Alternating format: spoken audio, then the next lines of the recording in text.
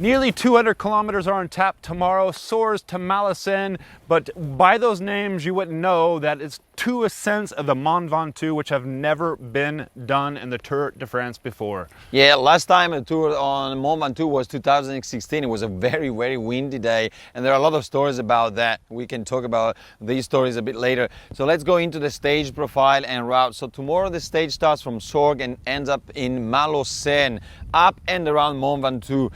Many climbs today, not only the Mont Ventoux, as there are two 4 category climb at the beginning, one Cat 1 climb, and then the double ascent up to Ventoux. First time they go up from Sorgues.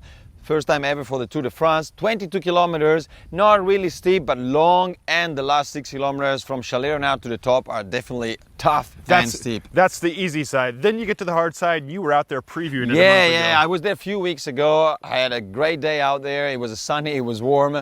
So the climb from Bédouin up to the top of Ventoux is a monster. 16 kilometers. The first 10 kilometers into the forest are really steep. You don't get any relief there, always above 10%. But then the last 6 kilometers from Chalais-Renard, you are completely exposed to the wind, and tomorrow some wind is expected on top of Ventoux, and also some clouds, potentially some showers as well.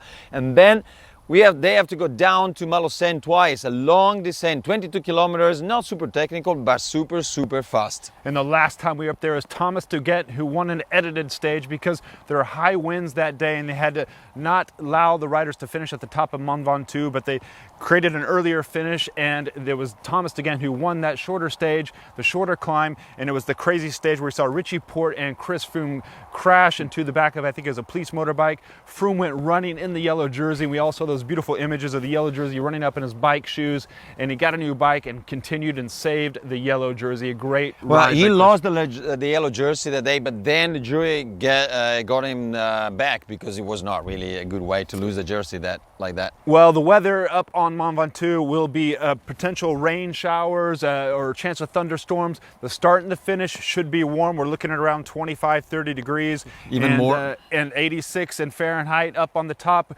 15 degrees in Celsius perhaps, and around 60 degrees Fahrenheit there tomorrow. We gotta talk about who could possibly be out there tackling for the GC. We're going to look at guys trying to upset Tadej Pogacar's lead.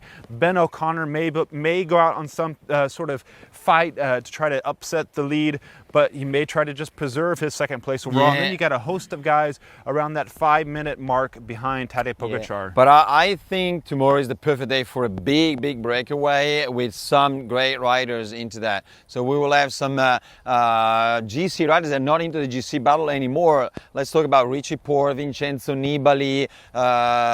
Who else can be there? Quintana for sure will be there fighting for the polka dot jersey. Mike Woods is going to go out to get those polka dot points. He told us that this morning, and those guys are want to get out there in an early break, and it's going to be interesting to see if the break can stay clear at least to the top of the second ascent of Mont Ventoux, because we know Tadej Pogacar will be back there behind, wanting to get his first stage win in the yellow jersey, but it's a descent finish. Yeah, it's a descent finish, so don't forget Alaphilippe and Vincenzo Nibali, who are probably the best two descender in the field. But in an escape, don't count out Thomas Duguet, who won up there the last time. He could really get out there in the escape, stir things up, and if escape stays free, he could win the stage. Now, we must get into predictions as well. When we're talking about guys who could potentially win a stage like this, you're thinking about guys like Alaphilippe, Kwiatkowski, guys who could descend well. You mentioned Richie Porte. You're going to have to name a name and put one out. And I go first today. My name for tomorrow is Vincenzo Nibali. Ooh, that's a good one. He descends well,